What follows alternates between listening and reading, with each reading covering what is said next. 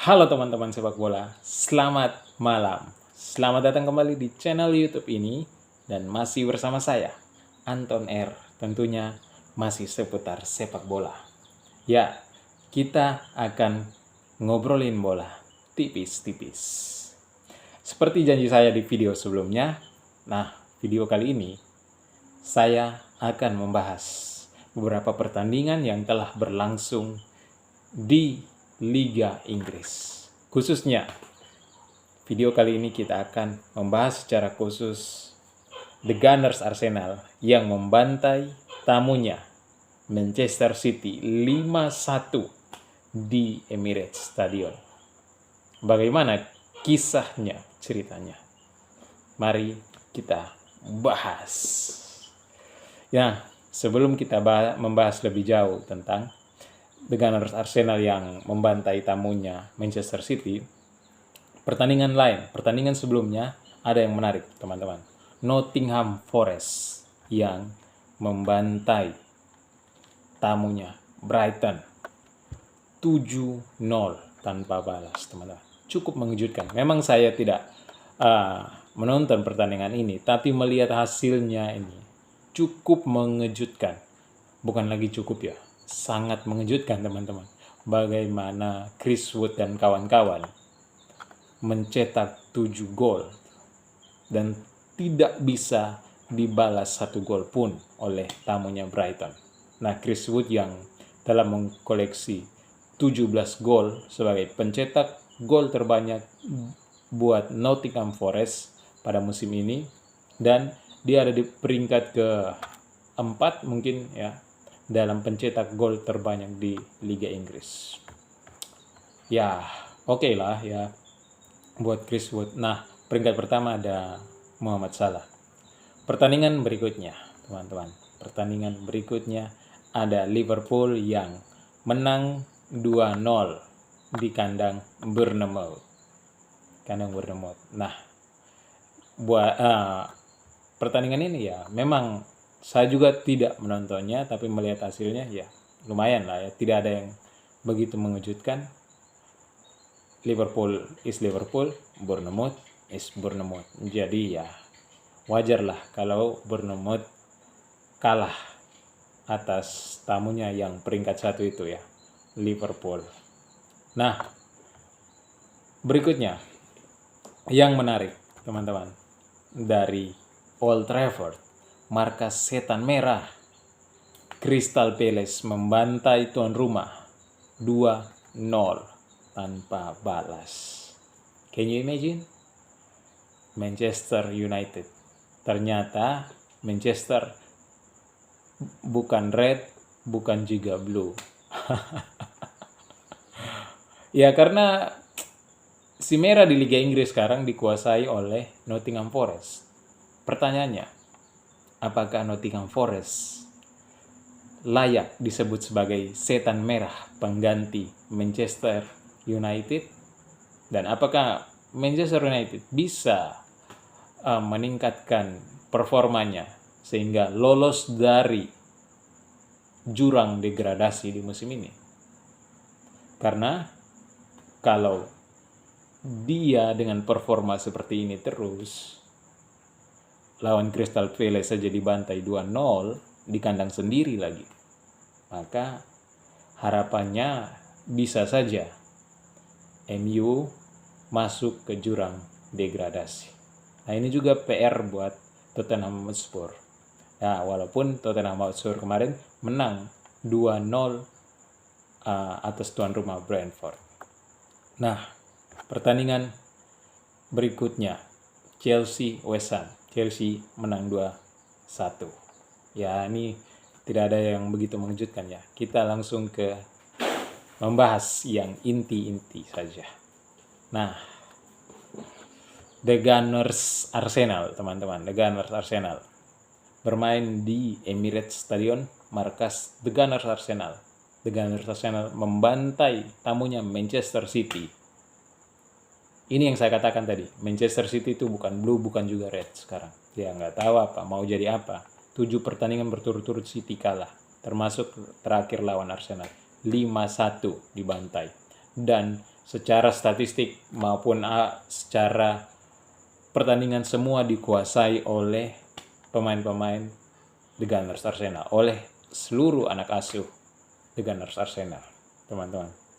Gol pertama, gol cepat, dilakukan oleh Martin Odegaard, memanfaatkan cutting inside dari Martinelli kalau tidak salah ya.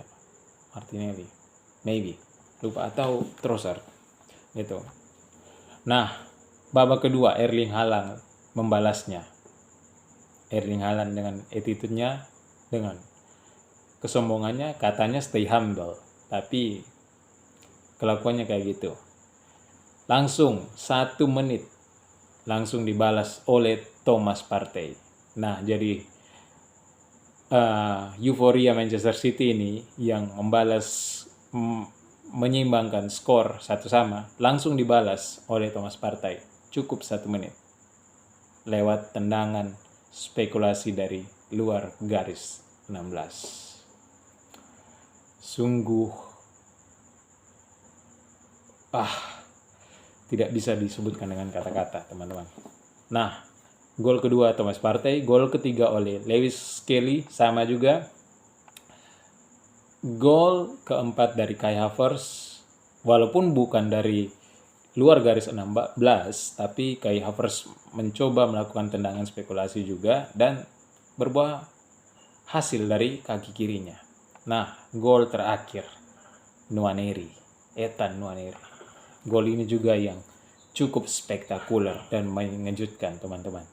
Sehingga ini menjadi gol penutup yang sangat-sangat menggembirakan buat The Gunners Arsenal. Lalu, apa yang menjadi pembeda dari permainan The Gunners, anak-anak asuh Arteta, dalam pertandingan kali ini, teman-teman?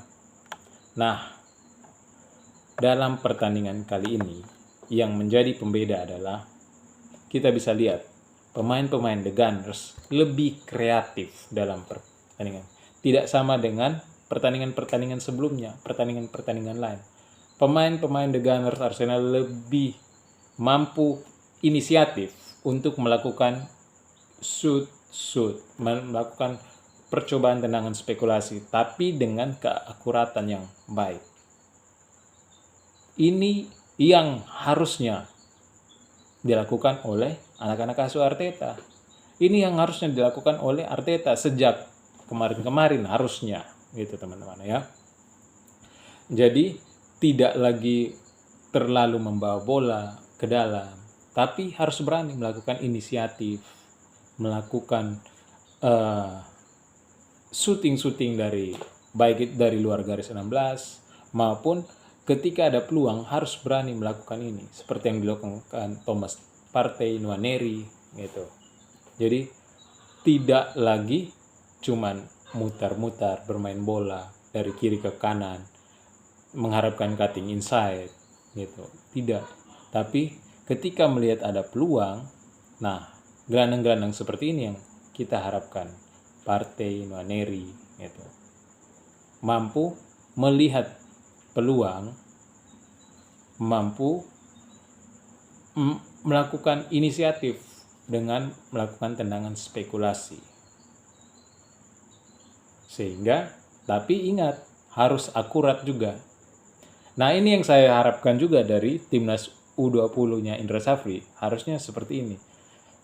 Penguasaan bolanya sudah bagus, tinggal inisiatif untuk melakukan shooting, melakukan spekulasi dengan keakuratan tentunya, tidak sembarangan gitu, dengan melihat peluang. Nah, inilah yang harusnya dilakukan Arteta.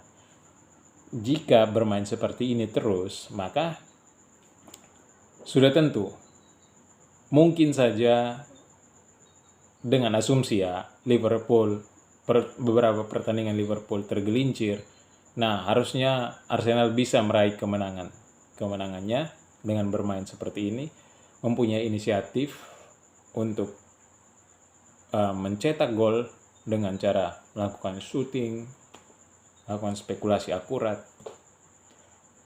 Maka peluang semakin besar ke depannya untuk Arsenal dengan melihat gaya bermain yang seperti ini. Tentu saja gaya bermain seperti ini harus dipertahankan ya, teman-teman. Tidak lagi seperti yang sebelum-sebelumnya. Bolanya ke Saka, terus nanti pindah lagi ke Martinelli, terus ke Saka lagi. Saka bermain dengan Odegaard, cutting inside. Susah teman-teman, karena mudah terbaca. Terus susah juga untuk menembus pemain-pemain lawan, pertahanan pemain-pemain lawan, karena pemain-pemain lawan tuh pun tidak akan memberi celah untuk itu. Ya mending kita melakukan seperti ini, melakukan shooting yang akurat gitu, dengan melihat celah-celah yang ada. Itulah yang harus dilakukan teman-teman, ketimbang mencoba untuk menerobos pertahanan lawan lebih dalam begitu.